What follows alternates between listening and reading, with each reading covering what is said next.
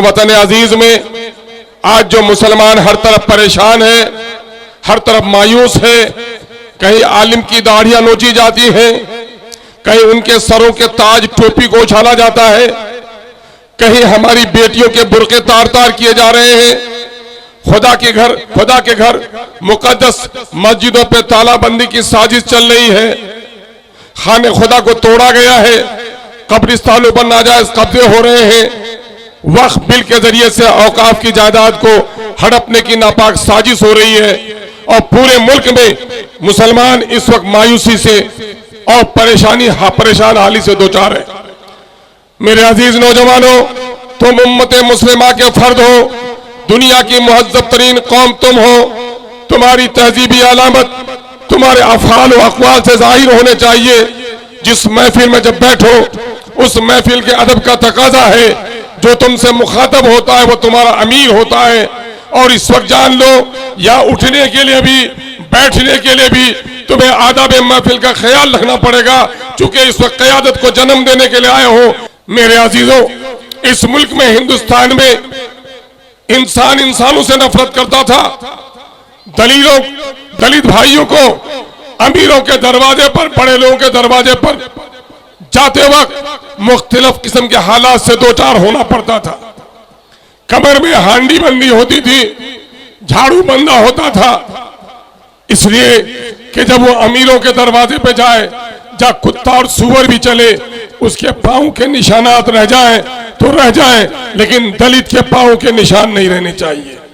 अगर थूकने की जरूरत हो तो वो कुत्ता और बिल्ली को मैला करने की इजाजत थी, लेकिन दलितों को बड़ों के दरवाजे पर थूकने की भी इजाजत नहीं थी।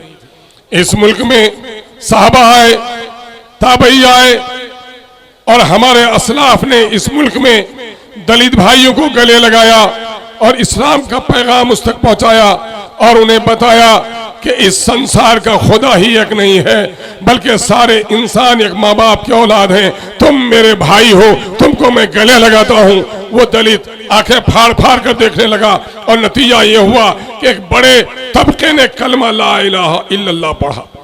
मेरे भाइयों, इस मुल्क में दलितों को इज्जत देने का काम मुसलमानों ने किया। फिर अल्लाह ने इस मुल्क में मुसलमानों को बादशाहत बख्शी तो इंसाफ और अदल कायम किया। शमशीरों की ताकत पर दुश्मनों का गर्दन तो जरूर काटा, लेकिन ताकत की बुनियाद पर किसी को कलमा पढ़ने पर मजबूर नहीं किया। और टुकड़े टुकड़े के भारत को अगर किसी ने महान भारत बनाया तो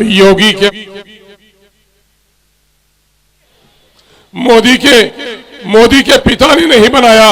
अगर टुकड़े टुकड़े के भारत को किसी ने महान हिंदुस्तान बनाया तो उसका नाम औरंगजेब रहमतुल्लाह अलैह।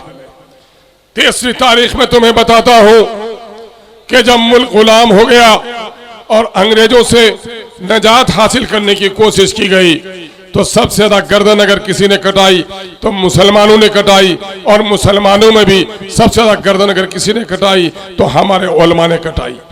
1857 की तारीख तुम्हें याद होनी चाहिए कि दिल्ली से पेशावर तक का कोई ऐसा दरख्त न था जहां उलमाए दीन को फांसी के फंदे पे लटकाया नहीं गया था। अजीज नौजवानों, याद करो, दलितों को इंसान होने का पैगाम, टुकड़े टुकड़े के मुल्क को अजीम हिंदुस्तान बनाने का काम, या फिर अंग्रेजों से निजात हासिल करने के लिए मुसलमानों ने जो कुर्बानी दी है उसकी कोई नजीर नहीं पेश कर सकता। लेकिन आज आजाद हिंदुस्तान में हालात क्या हैं? आजाद हिंदुस्तान में मुसलमानों के हालात दलितों से बदतर हो गए हैं। जो चाहता है उन्हें जलील कर देता है। आज तालीम में हम पीछे हैं, आज तिजारत में हमको परेशान किया जा रहा है, मुल्क की अदालतों में हमारे साथ नाइंसाफियों का सिलसिला दराज है। बीच बीच में कभी इंसाफ मिल जाती है, लेकिन अक्सर हमको जलीलो खार किया जाता है। मेरे अजीजों, कभी गौर किया आपने, अंग्रेजों ने सन 1857 में हमारी मस्जिदें तोड़ी, हमारे मदरसे तोड़े, हमारे मोहल्लात को उसने खाकस्तर किया, और यही काम मुल्क के बंटवारे के वक्त भी हुआ। बेशुमार मस्जिदें तोड़ी गई, नौजवानों के सीने पे गोलियां दागी गई, माओ बहनों की इज्जत लूटी गई।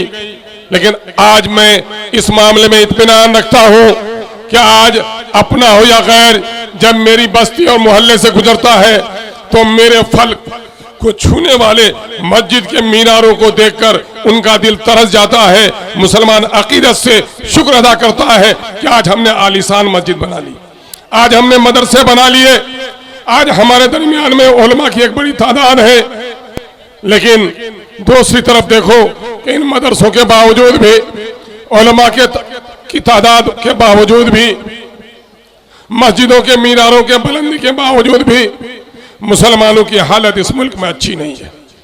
गौर करो मुसलमानों, ऐसे हालात क्यों आ गए? इन हालात को जब तक समझ नहीं लोगे सही फैसला नहीं कर पाओगे। इसकी असल वजह और वाहिद वजह यह है कि मुसलमानों ने इस मुल्क के पार्लियामेंट और असेंबली में अपनी हिस्सेदारी छोड़ दी। मैं तुम्हें क़यादत की बात हम में से हर कोई करता है, लेकिन मेरे नौजवानों तुम्हारी समझ में बात नहीं आती ये क़यादत क्या बला है। मैं तुम्हें एक मिसाल से समझाता हूं।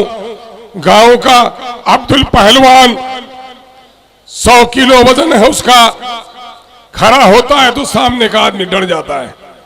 लेकिन एक वक्त आता है कि अब्दुल पहलवान हादसे से दो चार हो जाता है, उसकी दोनों टांगें कट जाती हैं, 30 किलो वजन की टांगें कट जाती हैं। अब्दुल पहलवान लंगड़ा हो गया है, लेकिन अब्दुल है। हादसे में उनके दोनों बाजू कट गए, जिनका वजन 15 किलो था, लेकिन अब्दुल है। अब्दुल के पांव कट गए और बाजू कट गए, लेकिन अब्दुल है। ये बताओ जरा मुझे, क्या अब्दुल की गर्दन कट गई अब्दुल है कि अब्दुल की लाश है? बोलो, लाश है। सुनो, जिस तरह जिस्म में सर नहीं हो तो वो जिस्म लाश है। जिस कौम का कोई सरदार और अमीर नहीं हो वो भी लाश की तरह है। असल यही बात मैं तुम्हें कहने आया हूं कि आज अपने सफों में इमाम पैदा करो।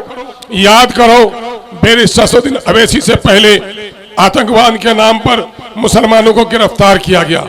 हर जगह नौजवान सहमा हुआ था, डरा हुआ था, खौफ के माहौल में था। आज कुछ नामाकूल लोग कहते हैं अवैसी के चीखने से बीजेपी मजबूत होती है। ए नादानो, सुनो कि अवैसी के आने के बाद ही हमारा नौजवान जो डरा और सहमा हुआ था उसके अंदर में बोलने की हिम्मत आई है, तो अवैसी के बाद ही आई है। अवैसी ने ऐसा से कम तरीके समंदर से तुम नौजवानों को और हमको निकालने का काम किया है। इसलिए आज देख लो, फिर लो। ए नौजवानों, तुम किधर को जा रहे हो? तुम्हें अपनी क़यादत की फिक्र होनी चाहिए कि आज केरल में मुसलमान 24% है और आसाम में 35% मुसलमान है। मुसलमानों का लीडर आसाम में नहीं है, आसाम जलीलो खार है। केरल में मुसलमानों की पार्टी है, मुसलमान खुशहाल है। 12% मुसलमान तेलंगाना के अपने सियासी अमीर को माना है और 12% मुसलमान जितनी खुशहाली से जीता है, देश के दूसरे हिस्सों में मुसलमान को इज्जत नसीब नहीं है। ये कौन सी ताकत है? ये ताकत है तुम्हारे इत्तेहाद की ताकत, तुम्हारी सियासी कुव्वत का नाम है। इसलिए मैं अक्सर यह कहता हूं, रिश्तेदार तुम्हारे बड़े अमीर हो, कबीर हो, एक साथ तुम्हारे मामू खालू फूफा मर जाए, बच्चा यतीम नहीं होता है। जब बाप मर जाए, चाहे मजदूर हो या लकवा के बिस्तर में हो, जब बाप मर जाता है बच्चा यतीम हो जाता है। ए मेरे गय्योर नौजवानों, जिस कौम का कोई लीडर नहीं वो कौम भी यतीम हो जाती है। आज मुसलमानों की यह दुर्गत है, सिर्फ इस वजह से है कि उसके अंदर में इमामत और क़यादत का फुकदान हो गया है। मैं तुमको बताऊं, मैं उलमा कराम की रोशन पेशानियां देखता हूं, मैं जो मुताला करता हूं सीरत पाक का, तो ये पाता हूं कि प्यारे आका सल्लल्लाहु अलैहि वसल्लम की हयात तैयबा 63 साल है। 40 साल तक आपने मक्का की वादियों में वो आला अखलाक किरदार की जिंदगी गुजारी कि चांद में भी दागो धब्बा था, लेकिन अब्दुल्ला के लाल के किरदार में कोई दागो धब्बा नहीं था। अरब की सरजमीन ने ऐसा मासूम बचपन, ऐसा निराला लड़कपन और ऐसी बेदाग जवानी नहीं देखी। लोगों ने अमीन व सादिक कह दिया और ऐलान नबूवत के बाद 13 साल तक आपने मक्के में दावत दी, दावत बामुशक्कत दी, गालियां सुनी, इस्तेहजा बर्दाश्त की, सोशल बाइकआउट बर्दाश्त किया, ताइफ के मैदान में पूरे जिस्म अतहर को लहूलुहान कर दिया, लेकिन मालूम है कि आप पर कलमा पढ़ने, आपके हाथों में कलमा पढ़ने वाले की तादाद बहुत कम थी। और हिजरत के वक्त 178 साहबा आपके साथ थे, लेकिन वही नबी रहमत जब मदीना पहुंचे तो 2 साल के अंदर में जंग बदर में अल्लाह ने आपको फतह व कामरानी दी और 8 साल के अंदर में फतह मक्का किया। नौजवानों, अहले इल्म, जरा गौर करो, मक्के और मदीने में तहरीक को इतना फर्क क्यों है? फर्क क्यों है? बात साफ सुन लो कि मक्के में सिर्फ दावत थी, कुव्वत नहीं थी, लेकिन मदीना जब मुसलमान पहुंच गया तो दावत भी थी और अपनी जमात की कुव्वत भी थी। न हो अगर कुव्वत नाफिजा तो इस्लाम भी फकत एक फलसफा है। इसलिए कुव्वत नाफिजा को पैदा करने के लिए अपनी सफ़ों में इत्तेहाद पैदा करना जरूरी है। आपको कहा गया मुनफियत एक है इस कौम की, नुक्सा भी एक ही सबका नबी, दीन भी, ईमान भी एक। क्या बड़ी बात थी होते जो मुसलमान भी एक, कहीं फिरकाबंदी है, कहीं जाते हैं। क्या जमाने में पिनपने की यही बातें हैं? अब की बार मैं सिर्फ आपको पैगाम देने आया हूं कि आप अपनी सफ़ों में इत्तेहाद पैदा कर लो। पार्लियामेंट और असम्बली में कौमों की तकदीरें लिखी जाती हैं, हकीकी तकदीर का मालिक तो खुदा है, लेकिन असबाब की दुनिया में सारी पॉलिसियां इस वक्त बनती हैं, असम्बली में बनती हैं। टोरंटो वालों ने तुम पर जो जुल्म ढाया है, ये मस्जिद की दुआओं से इनके जुल्म का खात्मा नहीं होगा। जब तक तुम्हारा अपना कायद ईमानदार नहीं होगा, टोरंट के जुल्म से तुमको कोई निजात नहीं दे सकता है।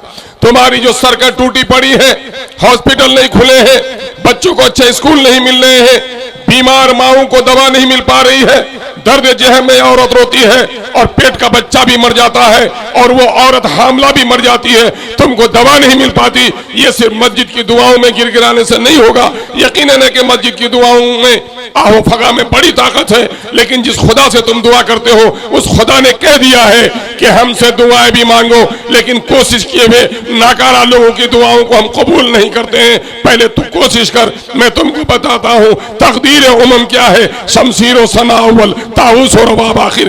पहले तलवार चलाएगा तब सरदारी मिलेगी, तस्बीहात से सरदारी नहीं मिल सकती है। इसलिए मैं आपसे गुजारिश करने के लिए आया हूं कि आज ये खबर मिलती है, हमारे नौजवान आज चंद सिक्कों के से वोट भेज देते हैं। मैं तुमको नसीहत करता हूं नौजवानों कि अगर चंद सिक्कों की वजह से कोई औरत अपनी इस्मत को दागदार बनाती है, तवाइफ कहलाती है। याद रखना, एक औरत जिस्म बेचती है बाहमी रजामंदी से तो गुनहगार है, तवाइफ है, लेकिन एक शख्स जो अपने वोट का सौदा करता है वो 70 तवाइफों से ज्यादा मुजरिम है, इसलिए कि गलत लोगों को चुनकर अपने कौम को बर्बाद करता है। याद रखना, तुम वोट देने जाओगे, शहादत की उंगली खड़ी करोगे, तुम गवाही देने जा रहे हो। दिल पर हाथ रखकर देख लेना कि जो शख्स तुम्हारे म्युनिसिपल कॉर्पोरेशन का यहाँ पर तुम्हारा मेयर रहा, उसने तुम्हारी खैरियत नहीं ली। ये साइकिल वाले आकर आज हर जगह मुलायम के इशारे पर मुसलमानों की क़यादत को खत्म करने की कोशिश की जा रही है।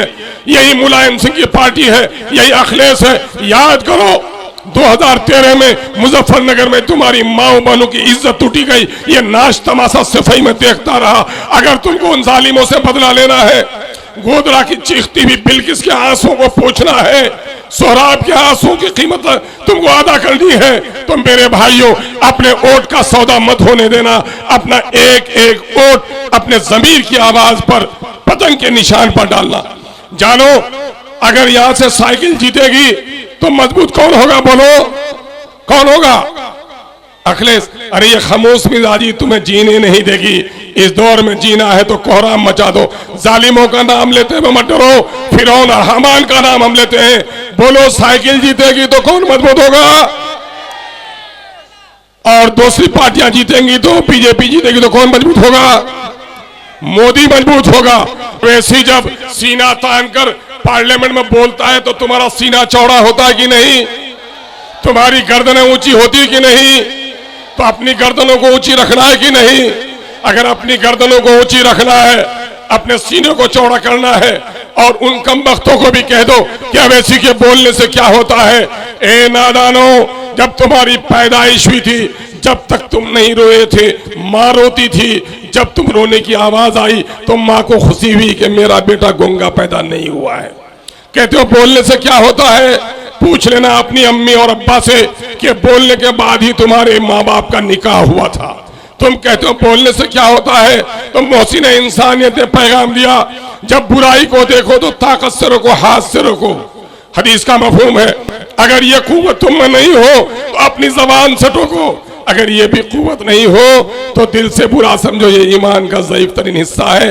ए मसलहत पसंदो, तुमने मसलहत की आड़ लेकर हक की आवाज उठाने वाले की जबान रोकना चाहते हो, ये मुनाफिकत अपने दिल से निकाल दो। एक आखिरी बात कह के जाऊंगा कि आज हैदराबाद को जो भी फजीलत हासिल है, मक्का मस्जिद अगर है हैदराबाद में तो जामा मस्जिद दिल्ली में भी है। चार मीनार अगर हैदराबाद में है तो कुतुब मीनार के मीनारे की बुलंदी दिल्ली में उससे भी ज्यादा है। दिल्ली के लोगों को वो अजमत हासिल नहीं है जो हैदराबाद के लोगों को है। क्यों? ये कुतुब मीनार की वजह से नहीं, ये चार मीनार की वजह से नहीं, ये मक्का मस्जिद की वजह से नहीं, यकीनन ये हमारी शान और शौकत है और खाने खुदा अल्लाह का घर है, वो तकद्दुस का हमारा घर है। लेकिन असल जो फजीलत मिली है वहां के मुसलमानों को वो अपनी क़यादत की वजह से मिली है। आखिरी वाकया सुना कर जाता हो, सन 1948 में इसी कांग्रेस पार्टी ने ऑपरेशन पोलो किया था और हैदराबाद में 1 लाख से ज्यादा लोगों को शहीद किया था। घर घराना ऐसा था कि खानदान में अपनी मैयत को कंधा देने के लिए भी कोई नहीं बचा था। ऐसे वक्त में मुसलमानों में एक खौफ तारी थी। चंद साल गुजरे थे, अभी जैसा कि शौकत भाई बता रहे थे, मौलाना अबुल कलाम आजाद अली रहमान ने कहा था अब कोई सियासी अलग जमात मत बनाओ। केरल के लोगों ने कहा नहीं मौलाना, ये हुक्म रब्बानी नहीं है, आपका हकीमाना वक्ती फैसला था, चंद साल गुजर गए, हम अपनी पार्टी बनाएंगे। और चंद साल गुजरने के बाद सन 1955-56 के करीब अवैसी साहब के दादा बैरिस्टर असदुद्दीन और अकबरुद्दीन अवैसी के दादा, अल्लाह गरीक रहमत करे उस बुजुर्ग को, जिसको हम अब्दुल वाहिद ओवैसी के नाम से जानते हैं, उसने साइकिल रिक्शा पर बैठकर MIM का झंडा लिया, लोगों को दावत दी, आओ अपनी मरकजी सियासत पर मुत्तहिद हो जाओ।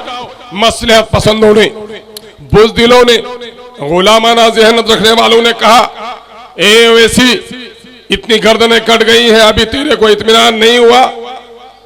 अवैसी के दादा ने कहा, अब्दुल वाहिद ओवैसी ने कहा, ए बुज़दिलों, ए गुलामों, बिल्ली पालतू हो जाती है, चंद महीनों तक रखो तो जंगल का बहुत सारा जानवर पालतू हो जाता है, लेकिन हजारों बरस पिंजरे में शेर को रखोगे तो कभी वो पालतू नहीं हो सकता है। उसको आजादी चाहिए। तुम डर गए हो इन हालात से, तुम गर्दन झुका के जीना चाहते हो। यकीन जानो अगर तुमने गर्दन झुकाकर जीने की आदत बना ली और बुज़दिली को अपने सीने में जगह दी तो याद रखो तुम्हारे नस्लों में गुलाम जन्म लेगा। और अगर तुमने गर्दन उठाकर अपनी सियासी क़यादत खड़ी की, एक मरतबे काटे गए हैं, 1000 मरतबे हम काटे जाएंगे, लेकिन याद रखो जिनकी गर्दनें कटती हैं उनके नस्लों से सरदार जन्म लेता है। और आज वही हुआ। आज बैरिस्टर असदुद्दीन अवैसी और अकबरुद्दीन अवैसी के रगों में वही लहू दौड़ रहा है। एक आखिरी बात कह के जाऊंगा मुसलमानों, हजरत इमाम हुसैन और यजीद के दरमियान में जो लड़ाई चल रही थी वो मालो दौलत की लड़ाई नहीं थी, वो खानदानी असबियत की लड़ाई नहीं थी। कलमा गो ये भी था, कलमा गो वो भी, नमाज इनके यहाँ भी, नमाज उनके यहाँ भी, रोजा इनके यहाँ भी, रोजा उनके यहाँ भी, लेकिन असल लड़ाई वसूलों की थी। वसूलों की लड़ाई ये थी कि इमाम हुसैन ने कहा कि नाना की शरीयत इस्लामिया का तरीका ये है, पहले एतमाद हासिल करो तब खलीफा बनो, खलीफा बगैर एतमाद हासिल करने के नहीं बना जा सकता है। मस्जिदों के झगड़े पे नहीं, क़यादत के झगड़े पर नबी के नवासे हजरत इमाम आली मकाम हजरत इमाम हुसैन रजी अल्लाह तआला अन्हु ने अपनी गर्दन कटा दी, लेकिन बातिल के हाथ पर हाथ नहीं रखा। मैं आपको दावत देकर जाना चाहता हूं, खुदा के वास्ते अपनी नस्लों की बेहतरी के लिए बहुत कुछ हमने लुटा दिया है, अब कुछ भी बाकी नहीं रहा है। नौजवानों के सीने पे गोलियां चलाई गई, हमारे कारोबार उल्टे गए, भिवंडी की आग के धुएं आप भी महसूस करते होंगे। आप मालिकाओं का वाकया आपको याद होगा, बेशुमार फिरकाओं ने फसादात, नौकरियों से महरूम किया गया, इबादत खाने तोड़े गए, शरीयत पर हमला हो रहा है। ऐ मुसलमानों, खुदा के वास्ते उठो और अपनी सफों में क़यादत को खड़ी करो।